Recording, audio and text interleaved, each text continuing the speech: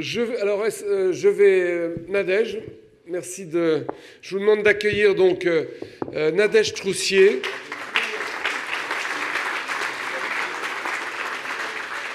Donc, directrice générale adjointe de l'école, en charge donc des formations. Et vous le voyez là dans le petit coin, donc nous avons Romain Troussier, Garot, pardon. Il n'est pas à toi celui-là. Bon. Non, pas loin, pas loin. Nous avons Romain Garot, donc, qui est délégué aux formations de l'UE. Eh ben, je vous laisse la main. Salut à tous, merci. Je suis petite. Bonjour à toutes et à tous. C'est bon pour le micro? Oui. Je suis ravie de vous rencontrer dans l'Assemblée. Il y a des gens avec qui je travaille régulièrement depuis ces 2 années et demie à l'école, et puis d'autres que je vois de temps en temps et certains que je rencontre pour la première fois. Donc moi, je suis Nadège Troussier, directrice générale adjointe en charge des formations à l'école. Et on tenait avec Romain, qui est à distance, qui nous entend et qui peut nous parler, on tenait à vous faire cette présentation ensemble parce qu'on essaie vraiment de travailler le plus possible tous ensemble, et on voulait vous parler des actions qu'on mène ensemble pour répondre aux enjeux de la formation à l'école.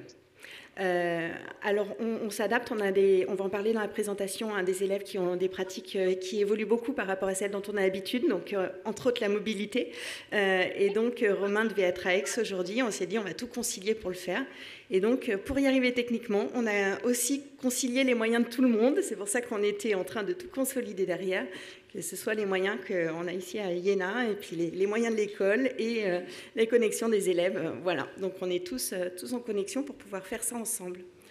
On a construit, je fais l'introduction, et après on fera, chacun, on s'est réparti un peu les transparents avec Romain. On a essayé de faire cette présentation pour qu'elle soit synthétique. Donc on a essayé de résumer plein de choses qu'on fait en 10 transparents. Je ne sais pas si on va réussir à être clair, mais l'idée c'était de laisser la place aux échanges derrière pour pouvoir préciser des points spécifiques auxquels vous tenez et dans lesquels on ne serait pas assez rentré dans le détail. Donc j'essaye, parce qu'alors là par contre, pour passer... Laquelle de Zapette, du coup, parce qu'il y avait... Non, oui, alors c'est un truc de vote. Oui, c'est ça, c'est celui-ci comme ça. Est-ce que ça fonctionne ou est-ce qu'il faut...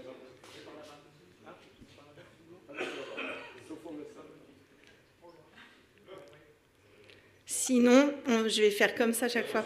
C'est bon. C'est bon, et donc, voilà, le premier transparent sur les fondamentaux, et Romain, vas-y, on va voir si on t'entend bien. Super, j'espère que vous m'entendez bien. Salut à tous. Merci Nadège pour cette introduction. Du coup, comme disait Nadège, on a voulu travailler ensemble, élèves et direction générale, sur ce diaporama, parce que c'est quand même assez intéressant pour nous de montrer que quand même, le travail qu'on réalise au quotidien, et on en est assez content. Pour revenir un peu sur les fondamentaux de l'école, qu'on tenait quand même à réintroduire pour que tout le monde soit au même niveau. Aujourd'hui, l'école, les arts et métiers, on est quand même une école qui a des bases scientifiques et techniques assez fortes.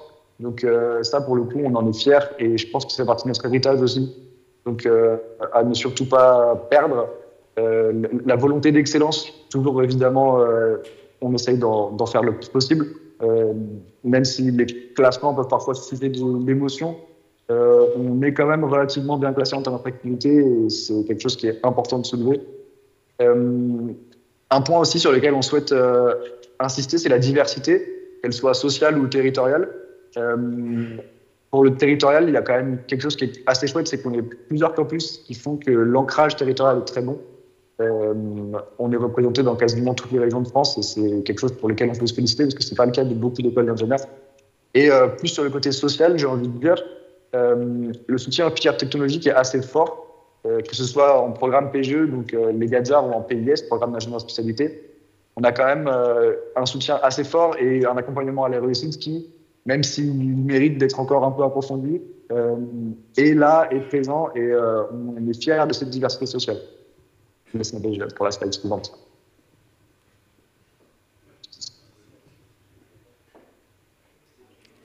Si Si vous pouvez cliquer du coup sur le PC comme ça. Pour répondre à ça, donc, on voulait mettre une image un peu générale de l'offre de formation à l'école aujourd'hui. On a 3 codes de couleurs et on a des tailles de cases qui correspondent à la volumétrie qu'on a d'étudiants dans ces différentes cases. Donc on retrouve en gris tout ce qui est filière d'admission, d'où est-ce qu'on va chercher les élèves qui viennent dans l'école. On a en orange, on va dire, nos formations d'ingénieurs qui sont quand même le centre de la formation de l'école et en particulier le PGE, qui en volume est le gros centre de la formation de l'école.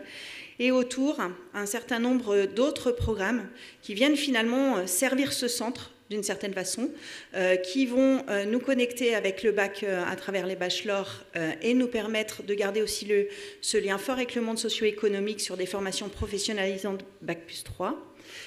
On a les masters recherche qui nous permettent de nous connecter aussi avec les PGE pour proposer des parcours orientés recherche et qui portent l'internationalisation, puisque les masters sont plus faciles en termes de cohérence de modèle à l'international pour développer l'internationalisation. Des outils ensuite de spécialisation, de formation tout au long de la vie, avec les masters spécialisés pour la formation continue et de la formation professionnelle, et puis des outils de formation continue, et bien sûr jusqu'au Bac+8 avec le doctorat qui est porté dans notre école doctorale. J'essaie de repasser la parole à Romain. Parfait, merci. Ce qui va être intéressant, c'est les enjeux du moment, donc sur lesquels on est confronté et sur lesquels on travaille avec Nadège entre autres. J'avais déjà présenté lors de un comité SOS en juin le premier point, donc l'évolution de la motivation des élèves. C'est vrai que j'ai envie de dire que c'est un peu épars et ça évolue plus ou moins positivement tous les ans. Cette année, on est quand même sur, j'ai envie de dire, une préoccupation principale sur laquelle on aime travailler. On a besoin de travailler. La motivation des élèves, elle évolue pas forcément positivement. Ça dépend des sujets et pour le coup, on y travaille. L'évaluation de la CTI, donc la commission d'éthique de l'ingénieur, c'est l'organisme qui accrédite l'école. On a eu l'évaluation qui a été rendue dans sa forme presque finale pour l'instant. Et pareil, c'est des points sur lesquels on travaille avec Nadège, donc on va déjà travailler aux auditeurs blancs l'année prochaine. Donc pas mal de choses, puisque c'est quand même une évaluation qui se fait en continu. Le troisième point, assez important et sur lequel on peut difficilement agir, même si la promo AM pourrait aider, la diminution du vivier de recrutement post-prépa. On se rend compte qu'à la suite de la prépa, donc c'est plus ou moins ce qui est sur la figure 1, le nombre de jeunes diminue, on a de moins en moins d'élèves qui sortent de prépa, donc forcément de moins en moins de viviers à recruter. C'est un vrai challenge sur lequel on est confronté et sur lequel il va falloir qu'on anticipe pour savoir comment on peut résoudre ce problème. Et le dernier point, vous voyez sur la figure 2, l'évolution du marché de la formation, notamment au niveau de l'apprentissage. On est quand même sur une formation par apprentissage qui est de plus en plus attirante. On le voit notamment au niveau des PS, des programmes ingénieurs de spécialité, et même au niveau du paysage de l'enseignement supérieur en France. Pareil, c'est un vrai enjeu sur lequel on doit travailler et ça se concrétise par la mise en place notamment du PGE par apprentissage qui aura lieu dès l'année prochaine, on l'espère. Donc on a réuni tous ces enjeux dans ce tableau donc pour donner un peu une vision plus globale et notamment des leviers qu'on peut avoir. Donc la diversification des recrutements, c'est quelque chose sur lequel on travaille notamment avec Xavier Dufresne, vous le connaissez peut-être, c'est un ancien élève de l'école, qui est le directeur des recrutements et qui s'occupe de ça avec nous. Donc pour le coup, moi je suis dans le groupe de travail aussi et on y travaille. Ça va nous permettre de résoudre, on l'espère, les points de diminution du niveau et d'évolution du marché de la formation. L'accompagnement à la réussite, c'est un point sur lequel, pareil, je travaille avec Nadège, donc sur comment faire évoluer la motivation des élèves et cette évolution du niveau en positif. CDIO pour l'amélioration continue, c'est les critères qu'on essaye de mettre en place, définis par le CDIO pour la motivation des élèves et l'évaluation des CTI. Et après, le point approche par compétence, vous le voyez, c'est le dernier gros bloc qui réunit l'APE, les fiches RNCP, donc on parle toujours de l'accréditation de l'école, ELF, PE par apprentissage et le parcours recherche. Ces 5 blocs, on les a réunis dans le grand bloc qui est l'approche par compétence. Alors l'approche par compétence, ça regroupe beaucoup de choses, mais globalement, c'est comment réfléchir à une nouvelle méthode d'enseignement ou du moins à une nouvelle approche pédagogique pour que la formation plaise plus aux élèves, soit plus stimulante et corresponde plus aux attentes aujourd'hui que les élèves peuvent avoir là-dessus. Et ça aide globalement, vous le voyez, à répondre à plus ou moins toutes les problématiques. Donc pareil, c'est des sujets sur lesquels on travaille ensemble avec Mondo. Voilà, et juste pendant la transition pour l'approche compétences, c'est quelque chose qui plaît aux élèves, en tout cas c'est le retour qu'ils nous font, mais aussi c'est quelque chose, un cadre global dans lequel on doit rentrer, puisque ça fait partie de la remarque principale de notre rapport CTI, de continuer à avancer dans cette démarche. Donc en fait, le transparent d'avant vous présentait un petit peu tous les chantiers qu'on mène pour répondre à ces enjeux et on va revenir ponctuellement sur chacun des enjeux avec un transparent pour ça. Donc sur la partie diversification des recrutements, on a travaillé sur les recrutements BUT et bachelor.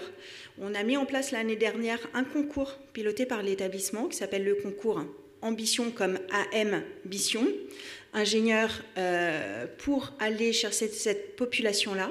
Et c'était un concours qui a bien fonctionné dès sa première année, avec beaucoup de candidatures, un très bon taux de sélection pour accueillir des candidats, puisqu'on est de l'ordre de 15% sur le taux de sélection, qui est plutôt un bon taux de sélection dans le paysage du recrutement. Pour 2025, on va étendre ce concours-là, qui sur les BUT était, sur les bachelors était limité à notre bachelor grade de licence, et là on en a d'autres qui vont arriver sur on va dire le marché du recrutement très bientôt, d'autres écoles, donc on va pouvoir élargir.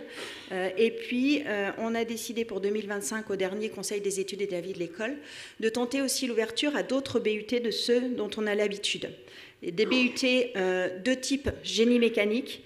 Aujourd'hui, on s'appuyait principalement sur des génies mécaniques et productiques, des génies industriels et maintenance, des qualités, logistique industrielle. Et en génie électrique, on avait de l'informatique industrielle et de la mesure physique. On s'est rendu compte qu'il y avait sans doute des populations qu'on n'allait pas chercher et pourtant qui étaient proches du cœur scientifique et technique de l'établissement, en particulier dans le domaine génie mécanique, tout ce qui est sciences et génie des matériaux, et tout ce qui est génie civil et construction durable, pour lesquels on a des débouchés derrière et des élèves qui sont motivés et les filières correspondantes. Sur le génie électrique, on va aujourd'hui aller chercher une population qui est orientée sur les technologies et le développement durable, mais autant sur les autres populations, on peut aller les chercher au niveau but 2 ou but 3.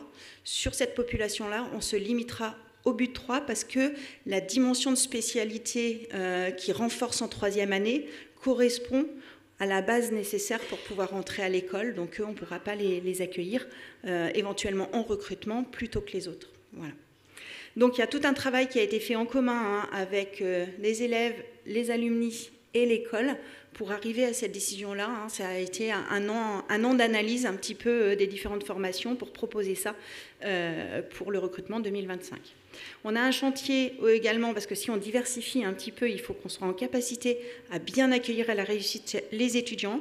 Et donc, on travaille actuellement, et Romain en a parlé, sur l'accompagnement à la réussite en première année pour essayer de plus accompagner de façon individualisée les élèves quand ils rentrent, dans cette approche compétence, parce que bien sûr tout rentre en résonance, qu'ils soient capables de s'évaluer à l'entrée, de mettre en place des dispositifs spécifiques et individuels sur la première année pour ensuite pouvoir vraiment se caler sur une homogénéité, on va dire, de niveau sur l'ensemble, tout en bénéficiant de la diversité qui aujourd'hui est quelque chose d'important pour les former à des contextes professionnels qui sont diversifiés.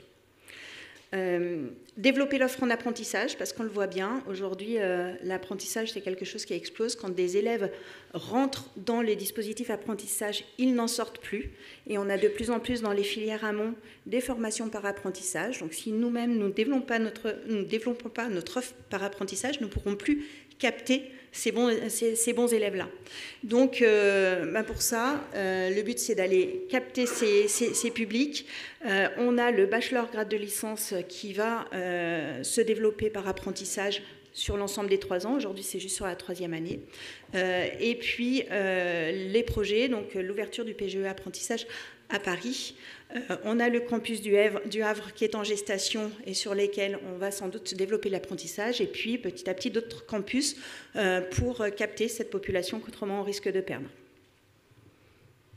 Je reclique. Et je passe la parole, Romain. Merci Nadège. Sur l'accompagnement à la réussite, c'est un tableau que je vous avais déjà présenté à certains d'entre vous, donc du comité SOS, sur les taux d'échec par filière d'origine. On en parlait de l'accompagnement. Justement, c'est quand même un enjeu principal sur les 3 filières de recrutement du programme PGE, qui sont les DUT, les BTS et les TSI. On remarque quand même un taux d'échec plus grand, plus élevé en moyenne que les filières prépa classiques, entre guillemets. Le seul problème, c'est que c'est aussi les filières qui manifestent le plus grand intérêt pour l'école. Donc, on est les plus attractifs chez eux. Sûrement parce que c'est des filières qui sont un peu plus techniques que les filières de prépa. Et donc, ce critère-là est quand même assez intéressant parce qu'il nous permet de voir qu'il y a un travail à faire sur l'accompagnement à la réussite qui, même s'il est présent dans certains campus et dans certaines filières, pour certaines filières, n'est pas forcément très suffisant. Et on y travaille à ce sujet-là. Il y a aussi le fait qu'en première année, le programme est très chargé et je pense compliqué à adapter. Mais c'est cette diversité-là qu'il faut utiliser pour tirer vers le haut. Et en fait, le fait qu'on recrute dans autant de filières différentes, au final, ça devrait être une force. Et c'est à ce sujet-là qu'on essaye de travailler. Et juste, on reste sur ce transparent-là 2 secondes, Romain, parce que dans la salle, on ne voit pas le titre de la dernière colonne. Donc, vous avez fin de scolarité, donc qui veut dire qu'ils ont été en situation d'échec. Et la colonne dont vous ne voyez pas le titre, c'était leur intérêt pour l'école, c'est-à-dire l'attractivité de l'école pour ces populations-là. Voilà. Donc, ça veut dire qu'on est... Voilà, merci, Romain. Ou en régie, je pense que... voilà, ce qui est quand même ce que voulait dire Romain, c'était justement, on a cette tension-là, donc des gens motivés par la technologie, motivés pour venir chez nous, et pour autant, pour certains qui n'arrivent pas à réussir, donc c'est important qu'on les accompagne mieux. Les enjeux, du coup, ça va être la construction d'un modèle pédagogique attractif. On en parlait sur l'apprentissage par compétences. On a fait un sondage en mai 2024, donc à l'Union des élèves, pour un peu avoir la température de la motivation et le climat dans lequel se situent les élèves aujourd'hui. Donc en mai 2024, on a quand même 2 critères qui sont sortis qui sont assez alarmants, intéressants mais alarmants. Il y a 80% des élèves qui disent désintéressés par les cours. Alors, désintéressés par les cours, ça veut dire qu'il y a un moment, le modèle pédagogique ou le contenu de la formation leur a déplu et ils se sont dit je préfère ne pas y aller, ça ne m'intéresse pas. Donc c'est quand même assez important parce qu'on est à l'école et donc le but c'est quand même d'apprendre des choses. Donc si 80% des élèves se disent avoir été désintéressés, c'est un problème. Et le deuxième critère, c'est 2/3 des élèves donc interrogés se disent non confiants dans l'avenir de leur diplôme. Alors les critères, c'est par exemple une peur de la dilution de leur identité dans un trop grand recrutement.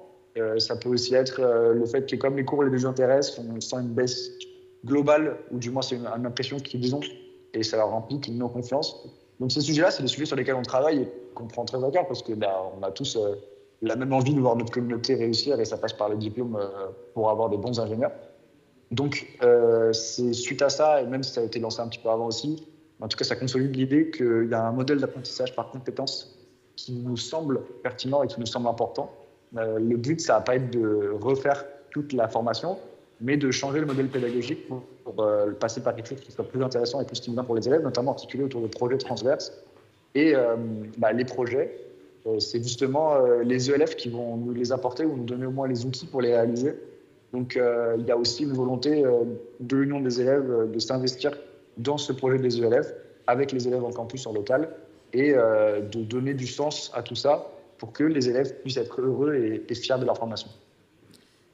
Et juste pour compléter, les chiffres qui ressortent de l'enquête qui a été menée par les élèves, dont vous avez les résultats ici, sont des chiffres qu'on retrouve dans beaucoup d'établissements. Ce n'est pas spécifique à notre établissement, donc c'est plutôt une caractéristique de population qui se désintéresse des modalités pédagogiques telles qu'on les pratique aujourd'hui et qui ont peur finalement d'une certaine façon de leur avenir. Et juste pour les 2 points aussi dont on a parlé, apprentissage par compétences et ELF, on pense que c'est vraiment, on a des atouts, on est une école qui est l'école de la pratique, et donc ce sont des approches qui dans tous les cas nous ressemblent centre autour d'un apprentissage qui vient en situation pratique, en situation authentique professionnelle, comme le dit la CTI pour l'approche compétences, et l'idée d'avoir nos usines-écoles modernes dans nos différents campus, c'est la capacité à accueillir des élèves qui arrivent dans l'école comme ils arriveraient dans leur situation professionnelle et de travailler autour de ça avec eux sur leur savoir technique bien sûr, mais aussi sur leur savoir-faire, qui est quand même le cœur de ce que fait l'école, et les savoir-être également. Voilà, donc ça fait beaucoup de sens pour nous, ces deux sujets-là, pour pouvoir répondre à ces enjeux et ces inquiétudes des jeunes par rapport à l'évolution des populations.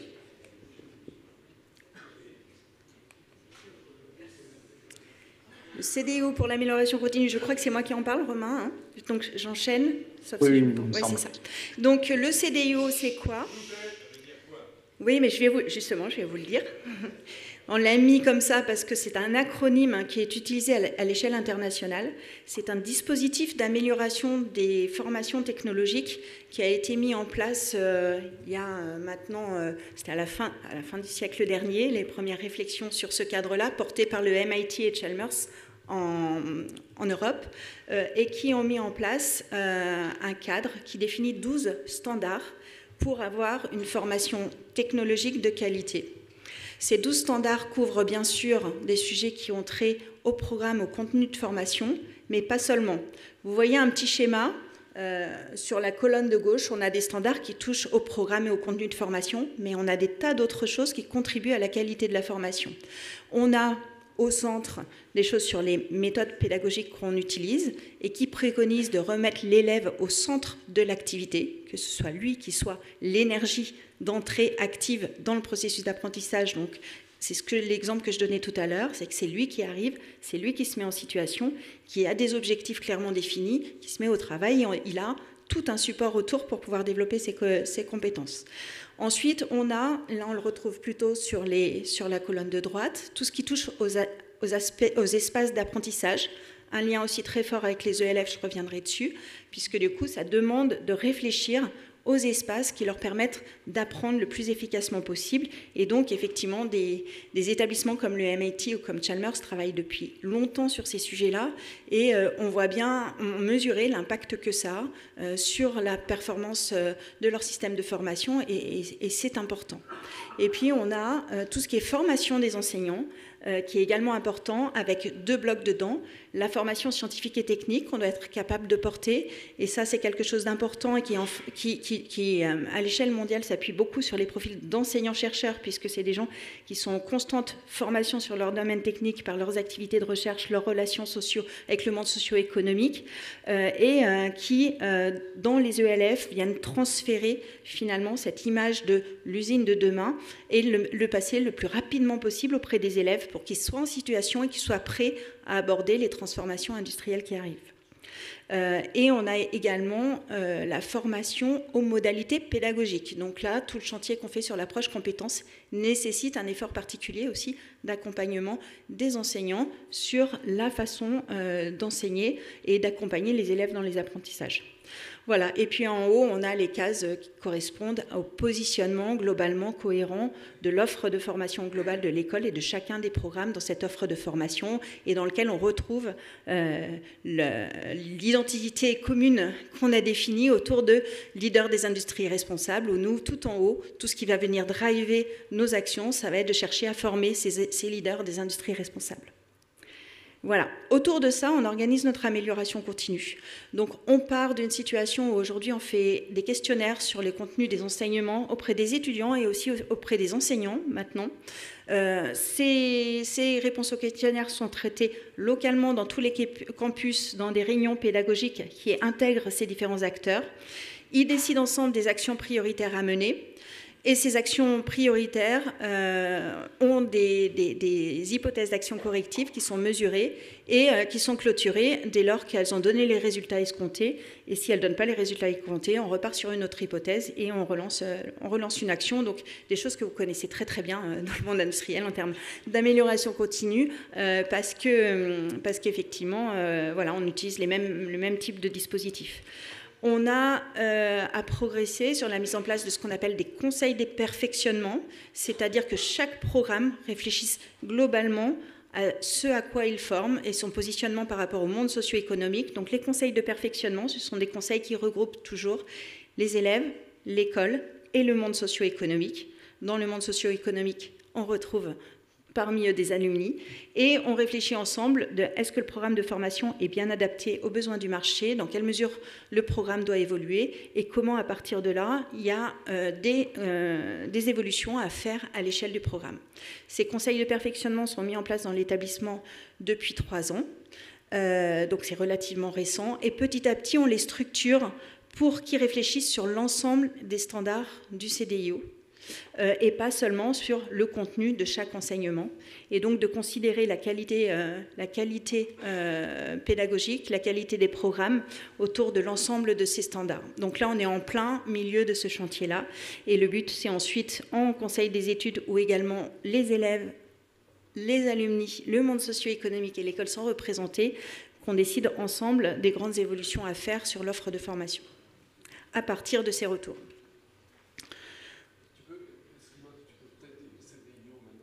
CDO, Conceive, Design, Implement, Operate. Voilà. En français, je peux vous le faire aussi. Imaginer, concevoir, implémenter, opérer. Implémenter au sens déployer. Si vous pouvez m'aider, on passe au suivant. Donc sur l'approche compétence. Ouais, alors l'approche compétence, du coup, c'est le projet sur lequel on travaille en ce moment, qui est quand même le liant de tout ça. Il y a 4 leviers qui ont été identifiés pour le moment, voire un peu plus, mais en tout cas, il y en a 4 sur lesquels on agit concrètement. L'APE, donc on a quand même pas mal travaillé sur l'APE, même avec donc c'est pareil, APE, c'est accompagnement professionnel des élèves. Des étudiants, exactement.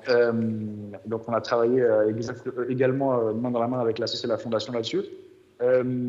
Globalement, le but, c'est que l'APE soit plus en relation avec les choix de parcours de formation et l'évaluation des compétences. On a mis un jalon en juin 2025. Donc, on travaille là-dessus activement. On a même mis une réunion avec la Fondation plutôt récemment. Le deuxième point, c'est l'évaluation des UE et des compétences. Alors, l'alignement RNCP, Nadège, RNCP, je ne sais plus ce que veut dire l'acronyme. Donc, le RNCP, pardon, c'est le répertoire national des certifications professionnelles qui est géré par France Compétences. Donc, il faut qu'on soit enregistré pour bénéficier de la reconnaissance de la vocation professionnelle de nos formations et de bénéficier des financements de la formation professionnelle. C'est une obligation de passer par là. Et donc, pour faire cet enregistrement, on a un dossier à fournir qui conduit à une fiche. Donc, pour voir ces fiches-là, il faut aller sur le site web de France Compétences. Il y a une énorme base de données. Si vous cherchez arts et métiers, vous allez trouver pour chacun de nos diplômes une fiche RNCP, et cette fiche RNCP, c'est l'identificateur du diplôme. On a l'année dernière revu, parce qu'il faut donc régulièrement qu'on revoie ces fiches-là dans un processus d'amélioration continue, cette fiche RNCP. On a eu des échanges donc avec les élèves, avec les alumni et avec les représentants formation de la SOS en particulier, pour regarder cette fiche-là et voir quelles étaient les améliorations à apporter. Et donc effectivement, je repasse la parole à Romain, parce que ces améliorations, c'est ce dont il va vous parler dans le processus qu'on met en place pour le faire. Exactement. Donc, au niveau de ce processus-là, on cherche déjà à identifier les compétences qu'on souhaite acquérir à la fin du diplôme, donc l'objectif final, et en partant de ce avec quoi les élèves arrivent en entrée, qu'est-ce qu'il faudrait faire comme remise à niveau notamment. Donc, tout ça, ça nous permet de rééquilibrer la formation. C'est un peu ce que je parlais tout à l'heure sur le fait que on avait un accompagnement solide pour les élèves de filière technologique. On revient un peu là-dedans, mais dans le comment identifier tout ça pour qu'à la fin, en fait, tout le monde sorte avec la même compétence et qu'on ait une homogénéité au niveau des campus et au niveau des filières d'origine, qu'il n'y ait pas vraiment de différence. Le troisième point, donc le parcours recherche. Il y a aujourd'hui peu d'élèves PGE, donc Gazar, qui continuent dans la recherche. C'est un point sur lequel on travaille en lien avec les 2 points précédents, donc Et c'est important pour nous de creuser cette filière-là, enfin cette piste-là, parce que c'est quand même assez important dans le classement des écoles d'ingénieurs notamment, et même pour les compétences des étudiants, ça peut être assez intéressant, donc on travaille là-dessus. Et le dernier point qui en fait en regroupe deux, le PGE par apprentissage et les ELF. Alors en fait le PGE par apprentissage, j'en ai parlé tout à l'heure, mais du coup il y a une volonté de développer un programme grande école qui se ferait en alternance, donc par apprentissage, et qui adopterait, qui incorporerait directement ce nouveau modèle pédagogique de formation par compétences. Donc pour le coup, il y a une omniprésence des ELF, parce que comme ce que je disais précédemment, les ELF viennent servir cette partie entre guillemets projet est plus technique, et ça va être à nous de faire le lien entre les ELF et ce qu'on a aujourd'hui, les projets à venir, et la mise en place de ce PGE par apprentissage. Les jalons, ils sont marqués juste à côté. On vise une ouverture en septembre 2025 à Paris d'un groupe 2D, donc 25 élèves, et en septembre 2026 au campus du Havre. Juste pour compléter sur le point d'avant, hein, sur l'équilibrage des parcours, et finalement, tu n'as pas parlé de EIT, entrepreneuriat et innovation technologique, mais c'est assez révélateur du fait qu'on a encore moins d'étudiants qui s'engagent dans le parcours d'entrepreneuriat et d'innovation technologique. Et le but du travail qu'on fait, c'est d'essayer d'équilibrer le nombre d'élèves qui s'intéressent à ces sujets-là, en révisant un petit peu l'ensemble de la structuration pour qu'ils soient tous en mesure de bien avoir connaissance de ces trois types de parcours qui conduisent à des secteurs différents en tant qu'ingénieurs, et en particulier à repositionner le parcours entrepreneuriat, innovation technologique, qui aujourd'hui représente en pourcentage très très peu d'étudiants. Et on aime, alors que sur la recherche, on a quand même des doubles diplômes master recherche qui représentent à peu près 30% des élèves. Donc ça veut dire qu'on en a quand même un tiers qui s'intéressent à ça, qui peuvent le découvrir dans le programme de formation et faire leur choix en conséquence. On a presque tout le reste qui est orienté métier de l'industrie. Et on en a très peu en entrepreneuriat, innovation technologique. Il nous semble important de rééquilibrer parce que c'est quand même aussi une volonté de l'école d'accompagner les transformations industrielles, d'avoir des entrepreneurs, d'avoir des gens qui créent de l'activité, qui ont des idées et qui vont les déployer jusqu'à être en capacité à les opérer. C'est des IO. Et donc, au final, finalement, de réussir à équilibrer la connaissance, au moins pour nos élèves, et qu'ensuite ils puissent faire leur choix au milieu de tout ça en bonne connaissance. Et donc, le fait que tu n'en aies pas parlé révèle qu'effectivement, pour moi, vous le connaissez finalement, c'est une voie que vous imaginez et que vous n'explorez que trop peu dans nos parcours. Je ne vais pas y arriver. Est-ce que vous pouvez m'aider? Hop là. Et ben voilà. Donc. Merci à tous.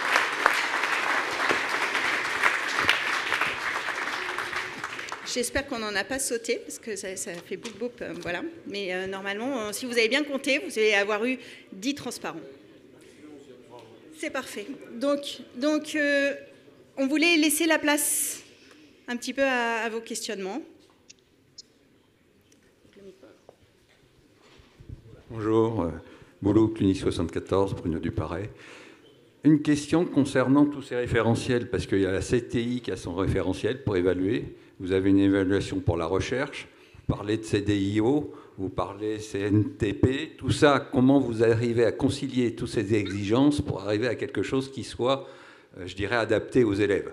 Parce qu'on sent très bien qu'il y a des contraintes qui vous sont imposées et qui ne sont pas toujours faciles à concilier. Voilà. Oui, alors c'est justement ce qu'on essayait d'expliquer, qu'effectivement on a un lot de contraintes, mais des contraintes qu'on cherche à saisir plutôt comme des opportunités, c'est-à-dire que tous les... vous avez parlé de l'HCRS, l'évaluation donc sur la formation, sur les masters, on a la CTI pour les ingénieurs, et on est en processus d'évaluation constante, je pense qu'on peut le dire comme ça. On les prend vraiment, c'est pareil, dans une logique d'amélioration continue comme les audits externes, qui vont nous permettre aussi de voir si on ne se trompe pas sur les groupes de travail, les orientations principales principal à prendre parce qu'on n'a pas non plus toutes les ressources du monde. Donc, on ne peut pas mener trop de chantiers en même temps. Donc, on essaie de sélectionner les chantiers prioritaires. Donc, on les sélectionne ensemble et c'est ce qu'on a voulu montrer avec Romain. Voilà les chantiers qu'on a sélectionnés en ce moment. Et on les a vraiment sélectionnés. C'était le transparent où on mettait un peu ces contraintes à partir d'un point d'entrée qui est la motivation des élèves, parce qu'on pense qu'on a un enjeu énorme là-dessus, et un enjeu d'attractivité qui est très très fort, qui est en relation avec ça. On a la CTI qui nous fait plein de remarques, mais des remarques à différents niveaux. Et sur l'approche compétences, aujourd'hui, ils ont mis un warning très fort, parce que je pense aussi que c'est des gens qui nous aident aussi en même temps à avancer. Comme il y a une relation avec un certain nombre d'autres sujets, avancer là-dessus nous permet de répondre à un certain nombre d'enjeux en même temps. Après, sur l'ensemble de ces audits externes, voilà, on les prend comme ça. Je vais parler rapidement des classements aussi, parce que souvent, ça crée beaucoup d'émotions dans la communauté. Donc, on a aussi ces classements qu'on utilise comme des points d'entrée. On n'en a pas parlé, parce que pour nous, ce n'est pas des drivers, parce que si on veut rester attractif dans le paysage très compétitif aujourd'hui de la formation, il faut qu'on s'ancre avant tout sur notre identité. Et les classements, c'est un peu de l'anti-identité, c'est-à-dire qu'on classe tout le monde par rapport à la même chose, alors qu'on ne cherche pas à faire la même chose. Donc, du coup, on regarde aussi ça, et on s'inspire aussi des retours qu'on a pour se dire où est-ce qu'on a envie d'être fort et on n'est pas assez fort, où est-ce qu'on n'est pas fort mais c'est pas grave parce que c'est pas là où on a envie d'être fort, etc., qui vient aussi alimenter tout ça. Et donc c'est pour ça qu'un des chantiers très forts actuellement, c'est l'approche compétences, parce qu'il fait le lien entre l'attractivité et l'employabilité. Pour nous, l'excellence, Romain en a parlé, c'est avant tout l'excellence de sortie et pas l'excellence d'entrée, contrairement à beaucoup de classements qui se basent sur la note au bac, qui pour nous n'est pas significatif de la qualité de notre formation. Et on préfère avoir un très bon taux d'employabilité qui est plus significative, avec une bonne évaluation du monde socio-économique de notre formation. Donc on concilie tout ça en prenant ça en point d'entrée dans notre démarche qualité et en essayant de l'utiliser pour prioriser les chantiers, des chantiers qui vont nous améliorer sur ce qu'on veut nous pour développer notre identité. Voilà. Oui, Pierre Monnier, Cluny 73. Dans le concept CDIO, je ne vois pas apparaître de questionnement sur le besoin des entreprises. Par quels moyens intégrez-vous ces besoins dans vos évaluations ? Alors, dans le CDIO, vous ne le voyez pas directement dans les standards. Par contre, le CDIO, sur chacun des standards, fournit un cadre d'évaluation. Et si vous regardez ce qui permet de monter en note dans chacun des standards, et bien là, vous allez retrouver la présence du monde socio-économique. C'est-à-dire que pour arriver, donc il y a 5 niveaux dans le CDIO sur chacun des standards. Dans ces 5 niveaux, on va partir du plus bas. C'est quand l'école n'a pas conscience qu'il faut qu'elle travaille là-dessus. D'accord ? Là, on est à 0. Et le niveau le plus haut, c'est quand l'école, le monde socio-économique, les employeurs et les alumni et les élèves ont tous implémenté dans leur démarche le standard sur l'ensemble des 12 standards. J'en prends un par exemple qui est les espaces, je vais prendre les espaces d'apprentissage. Le fait qu'on cherche à travailler tous ensemble sur les ELF qui aujourd'hui nous amène à une révision de nos espaces d'apprentissage pour les élèves. Ça a permis, donc dans un premier temps, il a fallu prendre conscience du fait qu'on avait à réviser notre espace d'apprentissage. Il a fallu mettre en œuvre un plan d'action. Là, on est dans le niveau 1 du CDIO. D'accord ? Il a fallu déployer déjà au niveau de l'école un certain nombre de moyens pour ça. Là, on est au niveau 2. Puis au niveau 3, quand on commence à intégrer les élèves. Au 4, quand on intègre les alumni. Au 5, quand on intègre le monde socio-économique complet dans la démarche. Voilà. J'espère que ça répond à votre question parce qu'en fait, ils sont partout. Bon, on va prendre encore juste peut-être une ou deux questions maximum. Je me permettrais juste d'ajouter un petit complément à la question, si ça pose pas de problème. Un autre point que je voulais aborder sur l'implication de l'industrie. Nous, en tant qu'élèves, on communique quand même beaucoup avec la SOS et sur tous les projets sur lesquels on a investi, il y a souvent un doublon, donc SOS, qui vient et qui interagit là-dessus. Et même nous, en parallèle, je pense notamment au sujet des ELF, on essaye d'inclure au maximum tous les avis des industriels qu'on peut avoir et qu'on peut consulter. Donc, pour là-dessus, il y a une vraie volonté d'inclure, de notre part, en tout cas, côté élèves. Oui, Borrelier, Angers 78. Ma question concerne le recrutement. La concurrence entre les différentes écoles d'ingénieurs est très, très âpre. La courbe de démographie française fait qu'on a de moins en moins de jeunes. Est-ce que, quelque part, vous envisagez, un jour ou l'autre, de diminuer les effectifs de l'école pour maintenir le niveau? Alors, non. Non, c'est pas comme ça qu'on le voit, parce que ce serait un mauvais cercle vicieux, parce que c'est prendre la trajectoire potentielle si on tend à la limite de disparition de l'école. Donc, il faut être méfiant par rapport à ça. Il faut être méfiant par rapport à ça aussi par rapport à plein de choses. Et c'est vraiment une question qui est une question très, très difficile. Il faut faire attention, parce qu'on se rend compte que, en particulier quand on fait l'analyse des vœux sur les concours pour les recrutements, etc., on analyse pas mal toutes ces données-là. On se rend compte que les écoles qui, petit à petit, sont les plus attractives sont les écoles qui grossissent le plus. Donc il y a une relation entre la taille et l'attractivité auquel il faut être prudent, et c'est une des raisons pour lesquelles, dans le mandat de Laurent Champanet sur lequel on travaille, un des axes stratégiques, c'est former plus. Voilà. Ce n'est pas nécessairement que juste pour avoir plus d'élèves, ce n'est pas juste pour avoir plus de moyens, parce que les élèves, ça ne rapporte pas beaucoup de moyens, mais c'est parce que c'est un élément un peu central quand même du positionnement de l'école dans le paysage justement de l'ESR et de son attractivité. Former plus, c'est donner une trajectoire aussi par rapport à ça, parce que ça nous oblige aussi à réfléchir aux moyens qu'on doit développer avec pour conserver cette activité, notre excellence en même temps que tout le reste. Donc aujourd'hui, on n'est pas dans cette logique de se dire bon, ben, il va falloir qu'on réduise, et on n'est pas dans une logique de subir cette pyramide des âges française et européenne, ce qui veut dire qu'aujourd'hui, on a des élèves qui ne raisonnent pas leur formation et leur choix d'école à l'échelle nationale, et le PFL qui vient de mettre des quotas de français en technologie dans leur école montre bien que nos étudiants ne raisonnent pas à l'échelle nationale pour aller chercher leur formation. Et donc, on est plutôt à réfléchir sur comment on va se positionner dans ces échiquiers plutôt européens, d'où l'importance aussi du CDIO, qui a un référentiel partagé avec d'autres établissements européens en technologie et qui nous permettent de rester compétitifs en se comparant à eux, puisqu'on partage nos résultats sur le CDIO avec les universités qui l'utilisent en particulier. Il y en a beaucoup dans le nord de l'Europe qui, du coup, grâce à ça, sont devenues très attractives pour nos jeunes. Voilà. Donc tout ça est lié, et on est plus à essayer de s'améliorer, de développer les efforts pour être attractifs autour de notre identité, pour au moins pouvoir bénéficier de tous les jeunes aujourd'hui qu'on ne va pas chercher et qui aimeraient faire de la technologie. Et c'est pour ça qu'on a pas mal de projets qui ont été lancés, un peu test, d'ouverture de bachelor d'école, des choses comme ça, pour s'appuyer sur deux forces qu'on a. Notre positionnement technologique avec une expertise en France qui est quand même assez unique dans cette école autour de la compétence interne, autour de la technologie et de la capacité à faire. Et l'autre atout qui est l'ancrage dans les territoires et la proximité pour aller chercher les jeunes là où ils sont. Voilà. Et donc on travaille autour de ça pour ne pas décroître. Bon.